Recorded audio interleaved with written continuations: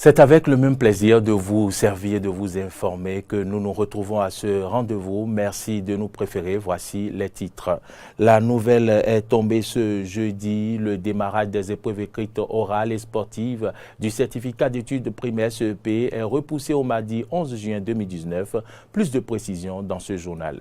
À suivre également dans cette édition la réception ce mercredi 22 mai 2019 des cartons de date offerts par le gouvernement saoudien au peuple béninois. Et c'est le préfet Christophe Megbedi qui a réceptionné la part du Koufo. Le compte rendu dans un instant.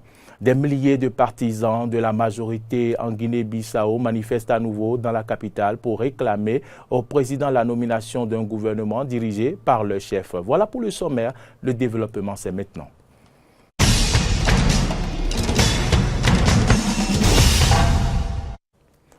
Vous faites bien de nous préférer, bienvenue dans ce journal. Je vous l'annonçais en titre, l'examen du certificat d'études primaires CEP ne se tiendra plus le lundi 3 juin 2019 comme précédemment annoncé. L'information a été dite ce jeudi 23 mai 2019 par un communiqué du directeur des examens et concours dès que le démarrage des épreuves écrites orales et sportives du certificat d'études primaires CEP est repoussé au mardi 11 juin 2019. Raison évoquée, la prise en compte des jours qui seront déclarés chômés et payés sur toute l'étendue du territoire national dans la période des examens. La fête de Ramadan en est une illustration. Les candidats entre-temps convoqués pour le 3 juin disposent désormais d'une semaine supplémentaire pour se préparer à affronter les épreuves du CEP. Coup de tonnerre dans le rang des forces armées béninoises, ce qui paraissait il y a encore peu comme une rumeur vient d'être confirmé. La chambre administrative de la Cour suprême du Bénin a annulé ce jeudi matin, 23 mai 2019, l'acte de nomination de Louis-Philippe Rondéyon et Nazeroun Nokpe en qualité d'inspecteur général de la police. La décision est tombée à l'issue d'une audience publique. En clair, les deux hommes promus inspecteurs généraux de police le 1er août 2015, pendant que Bouniaï était président de la République du Bénin, perdent leur grade de généraux. Pour rappel, Tozé, Agbosaga et d'autres contrôleurs de police auraient saisi la Cour suprême pour demander le retrait du grade de général à l'actuel directeur général de la police républicaine et son prédécesseur. Le gouvernement a tenu ce mercredi, vous le savez, 22 mai 2019, le Conseil des ministres. Au titre des décisions, il est désormais interdit d'importer au Bénin les feuilles de tôle ondulées, galvanisées, non laquées, et création d'un fonds de soutien des micro, petites et moyennes entreprises et à la promotion de l'entrepreneuriat féminin. Suivez un extrait du compte rendu du Conseil des ministres lu par le ministre du Tourisme, de la Culture et des Sports, Oswald Omeki.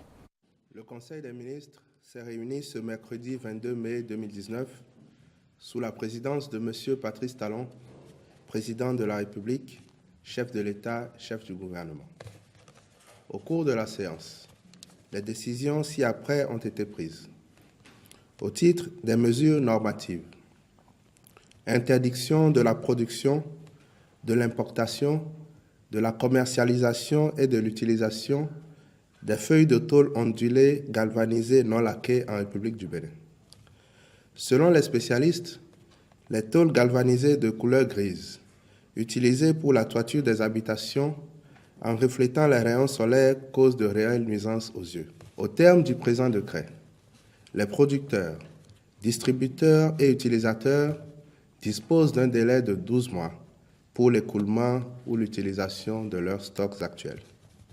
Le Conseil a par ailleurs adopté les mesures normatives portant nomination des membres des conseils d'administration de l'Agence nationale de la gestion de la gratuité de la césarienne, de l'Agence nationale pour la transfusion sanguine et de l'Agence nationale pour la vaccination et les soins de santé primaires.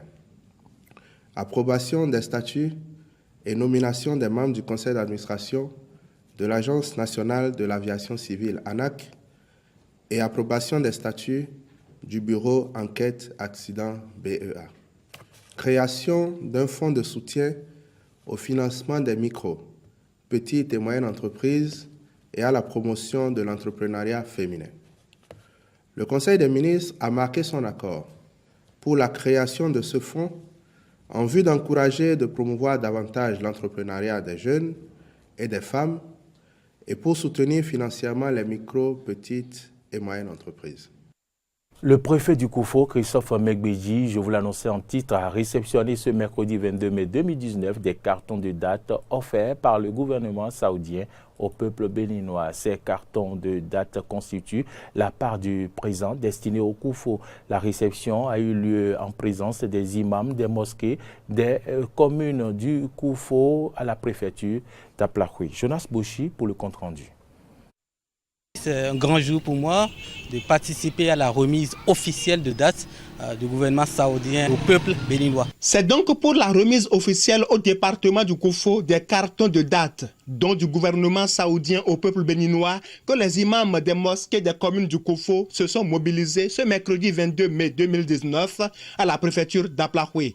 Une occasion pour le préfet Christophe Megbedji de préciser la priorité accordée aux musulmans dans la distribution de ces dates. Les dates sont envoyées au peuple béninois, c'est vrai. Mais nous avons des frères actuellement qui sont en train de jeûner, de prier pour le Bénin. Pour cela que les dates iront à l'endroit de tout le monde, mais en particulier vers nos frères musulmans qui prient pour nous, qui prient beaucoup pour nous. Et que vraiment toutes les bénédictions soient. Prier pour la paix au Bénin, tel a été le dénominateur commun de toutes les interventions à cette remise des cartons de date à la préfecture d'Aplakoui. Nous voudrons demander à la communauté musulmane de prier pour le Bénin, pour que la paix règne. Et pendant cette période de carême, que toutes les bénédictions jaillissent sur tout le Bénin, notre cher et beau patrie. Que la paix règne partout. Que la paix puisse nous permettre d'aller à l'essentiel, c'est-à-dire au développement. On ne peut pas tendre vers le développement quand on n'est pas comme compagne la paix, la vraie paix. La prière de chaque imam dans le Koufo, c'est seulement qu'il y a la paix, la vraie paix. Parce que sans la paix, on ne peut rien faire. Même aller à la mosquée, s'il n'y a pas la paix, on ne peut pas aller à la mosquée. Donc nous souhaitons à Allah, le Dieu, d'accorder la paix là, au peuple béninois. Au nom de la communauté musulmane du Koufo, l'imam de la mosquée centrale d'Azové a remercié le président Patrice Talon et le gouvernement saoudien pour ce don qui vient à point nommé. Nous remercions tous le président Talon et son gouvernement pour ce qu'il nous a envoyé. Ça va nous permettre de bien terminer les jours qui restent pour le mois de Ramadan. Nous le remercions sincèrement. Tous les imams des communes sont ici. Ils vont bien partager ça pour que tout le monde en trouve. Le préfet Christophe Megbedji a également profité de l'occasion pour souhaiter un béni mois de Ramadan à tous les musulmans du Koufo et ceux du Bénin entier. Autre information dans ce journal, le dragage de sable perturbe la quiétude des populations de Djekpota, un quartier où plusieurs sites de dragage sont installés et le transport du sable par les camions rend impraticable la voie principale. C'est un constat fait par Linda Kao et Romaric Devauchy, dit par Roland Laurent Tonninkes. Djekpota, un petit quartier situé dans l'arrondissement de Godomé, commune d'Abomey-Calavi. Ici, plusieurs sites de dragage de sable sont exploités. Une exploitation qui serait autorisée par le gouvernement, nous confie un des promoteurs. Comprenez que c'est l'État qui a suscité l'intérêt de certains investisseurs pour qu'ils se lancent dans le dragage. Parce que initialement, c'était le sable marin qui était utilisé pour les travaux de construction. Mais compte tenu de l'avancée rapide de l'érosion côtière, l'État du Bénin a pris la décision de suspendre l'exploitation du sable marin et a donc tourné les regards de la population vers les zones marécageuses présentant un potentiel de sable lagunaire. Cependant, beaucoup de dommages sont causés par ces opérations de dragage de sable. Des routes sont impraticables, l'inondation s'installe, des maisons sont en danger. Les populations de la localité en souffrent. Toutes les maisons sont inondées. toutes les maisons sont inondées, les voies sont dégradées, tout. Nous ne pouvons plus circuler comme s'il le faut. Bon, nous avons fait des grèves. Au cours des saisons sèches, nous remarquons que les cratères réalisés par les gros porteurs empêchent les petits véhicules de circuler correctement. Donc ils sont obligés de contourner, de prendre par des voies inappropriées pour pouvoir atteindre la route asphaltée. Le chef quartier de Djekpota et les riverains lancent un appel aux promoteurs de ces sites et au gouvernement. Ils espèrent une réponse à leur cri de cœur pour mettre fin à ce calvaire dont ils sont victimes. Bon, au gouvernement, c'est d'aider les promoteurs pour qu'ils puissent investir un peu et que l'État aussi apporte son apport pour que les voies soient pavées au lieu qu'on verse les sables tout le temps. Pendant la saison des crues, ils peuvent verser 1000 tonnes de sable. Ça n'aura jamais son effet sur la voie. Je souhaiterais, j'en appelle à leur conscience de venir nous soutenir un peu pour que les populations riveraines puissent trouver un peu de satisfaction. Nous voulons que le gouvernement nous porte secours. Un paradoxe donc que cette localité, qui fournit le sable lagunaire pour la construction de plusieurs infrastructures routières à Cotonou et même dans la commune d'Abomey-Calavi, soit pour autant difficile d'accès et dégradé. Vivement que le gouvernement écoute le cri de cœur de ces populations. Des milliers de partisans de la majorité en Guinée-Bissau manifestent à nouveau dans la capitale pour réclamer au président José Mario Vaz la nomination d'un gouvernement dirigé par le chef Domingos Simoes Pereira. Suivez ce sujet. Des milliers de partisans de la majorité en Guinée-Bissau ont manifesté à nouveau mercredi dans la capitale pour réclamer au président José Mario Vaz la nomination d'un gouvernement dirigé par le chef Domingos Simoes Pereira, a constaté un journaliste de l'AFP. Malgré le bon déroulement des élections législatives du 10 mars, remportées par le Parti africain pour l'indépendance de la Guinée et du Cap-Vert, PAIGC, ce petit pays lusophone d'Afrique de l'Ouest peine à sortir de la crise politique qu'il traverse depuis le limogeage en août 2015 de Pereira, chef du PAIGC, par Vaz, alors Premier ministre. Cette manifestation de mercredi coïncide avec une nouvelle grève de 3 jours lancée mardi dans l'administration publique et les services de l'eau, de l'électricité pour réclamer le paiement d'arriérés de salaire et de meilleures conditions de travail. Nous allons faire des dégâts. Nous allons saccager tout ce qui appartient à l'État. Nous allons tout saccager. Nous sommes fatigués de José Mario Vaz. Nous sommes fatigués. Il n'y a pas d'école. Il y a une grève au niveau de l'éducation. Pas de salaire. Pour les employés, il n'y a rien. Tout le monde sont fatigués. On ne peut pas rester comme ça. Ça va finir comme ça. On ne peut pas accepter la démocratie. Après, il fait contre la démocratie. Ce n'est pas possible. Nous n'accepterons pas. Si José Mario Vaz ne sait rien de la loi, qu'il parte du palais présidentiel.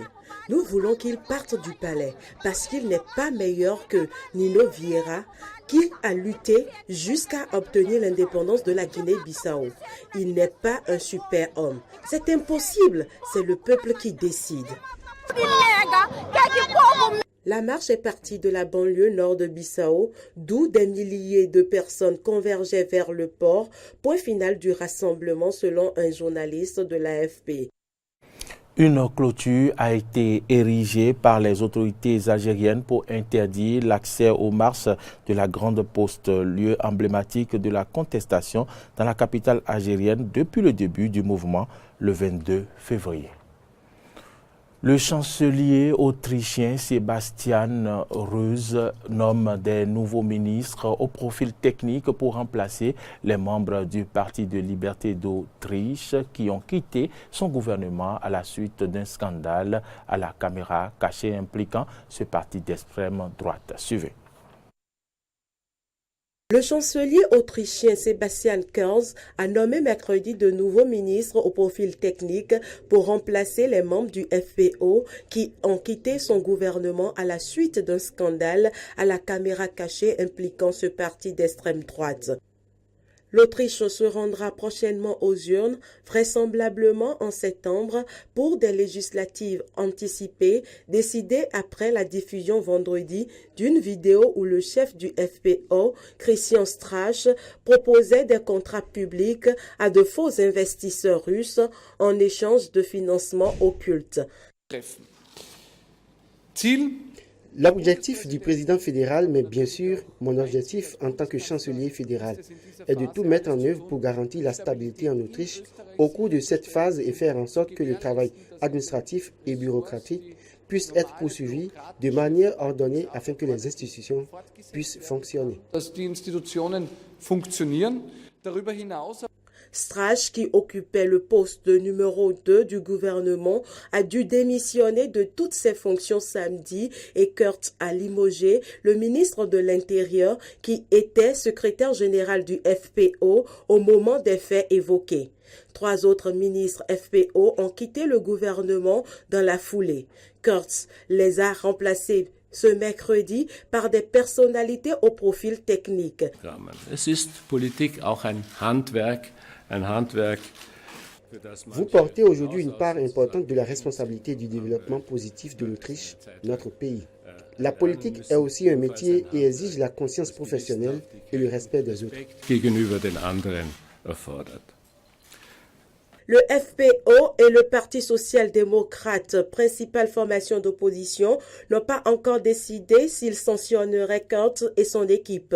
Le vote de ces deux formations est nécessaire et suffisant pour recueillir une majorité. Le président de la communauté israélite de Vienne, Oskar Deutsch, a préconisé mercredi la constitution d'un gouvernement provisoire d'union nationale rassemblant tous les partis pro-européens.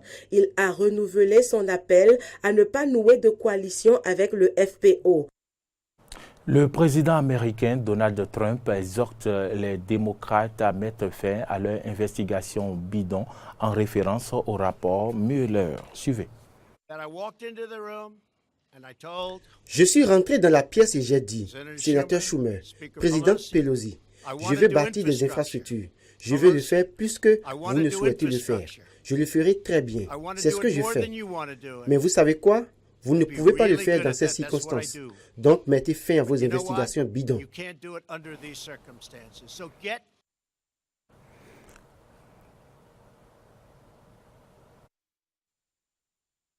Des affaires étrangères, Carlos Olmes déclare que plus d'1 million de personnes venant du Venezuela sont arrivées en Colombie, et ce qui en fait la deuxième migration la plus importante au monde après les Syriens en Turquie. Aujourd'hui, ils sont 1 296 552 Vénézuéliens en Colombie. C'est la deuxième migration la plus importante au monde après les Syriens en Turquie, mais ce chiffre a été atteint en un temps record.